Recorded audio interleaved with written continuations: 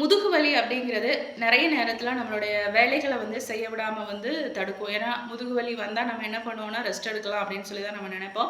ஆனால் ஒரு சில எக்ஸசைஸ் மூலம் வந்து நம்மளுடைய முதுகெலும்பை நம்ம வந்து பாதுகாக்க முடியும்.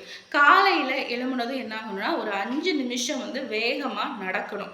ரெண்டாவது ஒரு 20 முறையாவது நம்மளுடைய பெருவிரல் காலை வந்து குனிஞ்சு தொட்டு நிமிரணும். அடுத்து நம்ம ஆஃபீஸ்லேயோ வீட்லேயோ எங்கே உட்கார்ந்தாலும் சமணம் போட்டு உட்கார்ந்தாலும் சரி நிமிர்ந்து தான் உட்காரணும். ஒரு சில பேர் வந்து படுத்ததும் என்ன பண்ணுவாங்கன்னா அப்படி நல்லா சுருண்டு படுத்துருவாங்க. அப்படி படுக்கக்கூடாது.